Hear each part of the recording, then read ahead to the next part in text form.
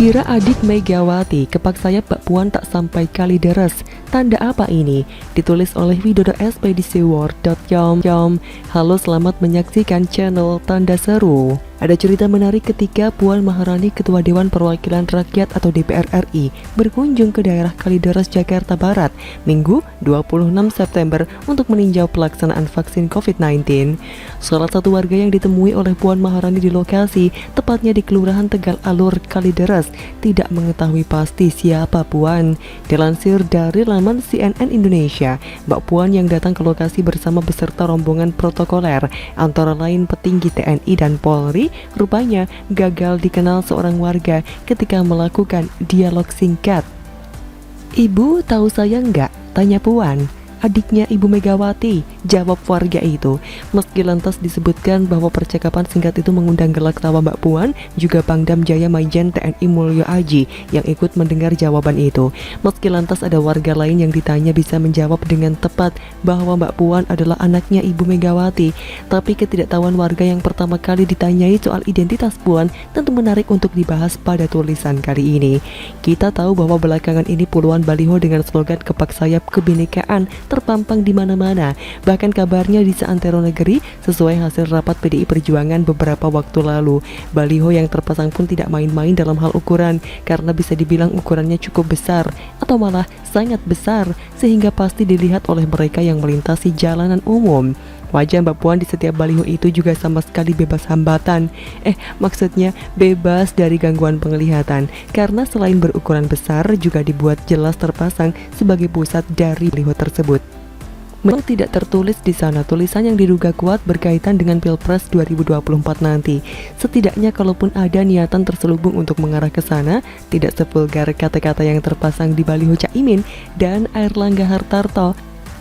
Sejauh yang bisa saya ingat dan lihat, selain tulisan kepak sayap kebinekaan, hanya ada nama Puan Maharani dan Ketua DPR di setiap baliho yang terpasang, dengan warna merah menyala dan senyuman Mbak Puan yang sedikit tersungging di bibirnya. Mungkin yang sedikit tidak diperhitungkan oleh desainer baliho itu adalah tambahan kata-kata anak Megawati atau bukan adiknya Megawati. Kalau kita merujuk pada percakapan di Kalideres tadi, yang mungkin sekali ditemui Mbak Puan saat berkunjung ke daerah lain. Entah sebagai Ketua DPR RI, sebagai orang penting PDI Perjuangan, atau sebagai anak dari Megawati Soekarno Putri. Entah apa atau siapa yang salah dengan peristiwa menggelikan di atas. Mungkin juga warga yang disapa Mbak Puan memang sedikit kurang wawasan atau memang sama sekali nggak tahu soal identitas Mbak Puan sebagai salah satu politisi dengan elektabilitas cukup rendah jika urusannya kandidat untuk Pilpres 2024 nanti, baik sebagai calon wakil presiden maupun calon presiden RI. Akan tetapi peristiwa itu seharusnya menjadi bahan perenungan tak hanya bagi Mbak Puan atau Ibu Megawati, tetapi juga bagi seluruh pengurus teras PDI Perjuangan, tak terkecuali Bambang Pacul sebagai tangan kanan yang selama ini getol mendukung perjuangan Mbak Puan sebagai calon wakil presiden ajang Pilpres di 2024 nanti. Meskipun bisa ditangkis dengan alasan kan hanya satu orang warga, jutaan lainnya pasti tahulah siapa Mbak Puan itu. Tetapi gagalnya pengenalan warga kepada Mbak Puan dalam identitas yang paling sederhana tanpa ada embel-embel jabatan politis di parpol maupun sebagai Ketua DPR seharusnya membunyikan alarm siaga buat kubu PDI Perjuangan. Apa pesannya? Jelas, Mbak Puan sebaiknya tak memaksakan diri, juga tidak dipaksakan agar maju sebagai calon di Pilpres 2024 nanti. Pilihan yang paling realistis adalah mencari kader PDI Perjuangan lain buat diajukan sebagai calon presiden RI. Tak harus Ganjar Pranowo, meski elektabilitas Gubernur Jawa Tengah ini paling tinggi, jika memang kelak ada calon lain yang dianggap pas. Sementara Mbak Puan sebaiknya diarahkan untuk menjadi sosok pemimpin partai, sekaligus sebagai regenerasi di tubuh PDI Perjuangan, karena bagaimanapun usia Ibu Megawati tidak muda lagi. Juga tentunya tidak bisa dipastikan akan sehat terus untuk mengawal perjalanan partai selama 3 tahun ke depan plus 5 tahun lagi usai Pilpres 2024 nanti. Begitulah kura-kura.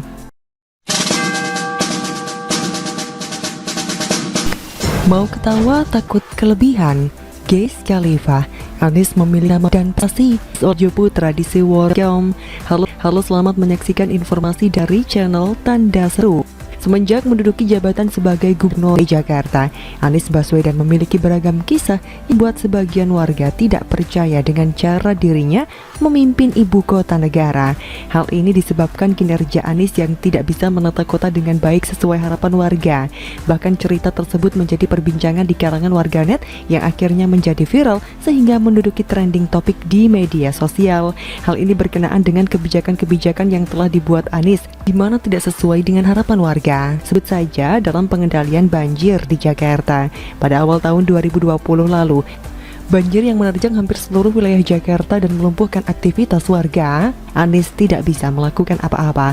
Bahkan Anies dengan penuh percaya diri tidak mau dipersalahkan. Bahkan dengan mengolah kata di hadapan media, ia malah membuat perang narasi yang menyudutkan pemerintah. Karuan saja ini membuat publik semakin geram dengan sikap Anies yang menyalahkan Menteri PUPR Basuki Hadi Mulyono hingga Jokowi. Anies tidak menyadari kekeliruannya dalam mengatasi banjir, tetapi terus berkelit seakan-akan tidak mau disalahkan.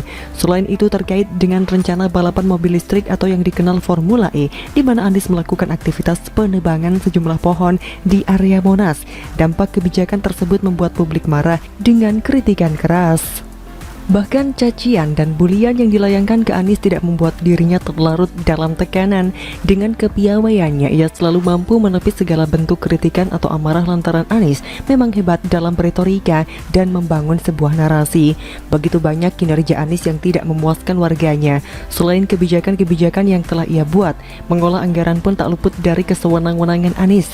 Dari kasus lem Aibon, KJP, pembelian masker hingga dana Formula E menjadi sorotan bahwa telah terjadi fenomena kelebihan bayar dalam anggaran di Pemprov DKI Jakarta. Namun yang mengherankan, masih ada saja orang-orang yang menyanjung dan memuji kinerja Anies sebagai gubernur.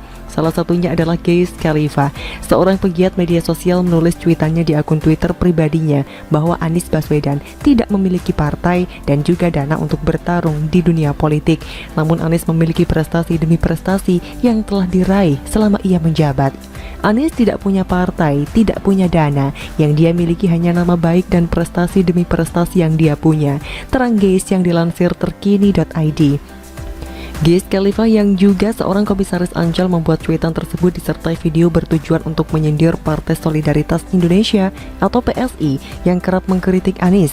Kritikan terbaru tersebut datang dari PLT Ketua Umum PSI Giring Ganesa yang menyebut Anies pembohong dan jangan sampai menjadi presiden. Jilat terus Anies guys. Melihat pernyataan Wiz yang mengatakan Anies berprestasi membuat saya tertawa terpingkal-pingkal. Prestasi apa yang telah dibuat Anies selama ini? Menangani banjir Jakarta saja sudah gagal, membuat trotoar dibongkar lagi, program rumah DP 0% hanya mimpi, program OKOC tidak jelas, kasus COVID-19 melonjak. Anies menyerah dan meminta pemerintah pusat untuk menangani. Dan masih banyak lagi kegagalan Anies seperti menepati janji-janji kampanyenya. Bagi saya, prestasi Anies yang tertinggi adalah pemecatan sebagai Menteri Pendidikan dan Kebudayaan. Selain itu, prestasi kelebihan bayar adalah satu-satunya prestasi yang tidak dimiliki oleh pemimpin daerah manapun. Pernyataan Wiz Khalifa mengenai beberapa prestasi Anies untuk bertarung dunia politik merupakan pernyataan konyol dan bodoh. Apakah cukup jika bertarung menjadi calon presiden hanya dengan modal prestasi? Jangan sok kepedean bahwa prestasi Anies yang dimiliki bisa menjadi modal untuk ikut dalam pertarungan pilpres. Saya setuju bahwa Anies memiliki prestasi, beberapa di antaranya seperti membuat beberapa tugu yang unfaedah, mengecat genteng, membuat waring di Kali Item, dan tentunya prestasi dalam kelebihan kata-kata. Sangat mudah dipatahkan apabila ada yang menyinggung prestasi Anies lalu memberikan pujian. Bagi saya, selama Anies menjabat sebagai gubernur, hanya bisa mengumpulkan penghargaan yang didapat dari prestasi orang lain. Itulah prestasi Anies yang sesungguhnya. Harus diakui pula bahwa prestasi Anies yang paling menonjol dan perlu diapresiasi adalah kedermawanan, baik hati, tidak sombong, dan tidak pelit, karena siapa saja yang bekerja sama dengan Anies akan dibayar lebih. Dan jangan lupa pula prestasi Anies yang lain adalah sebagai pelari tercepat. Artinya, Anies akan lari dengan cepat dari kejaran media guna mengklarifikasi kasus Formula E yang tengah disorot oleh publik. Demikian kira-kira kata kura-kura. Bagaimana menurut Anda?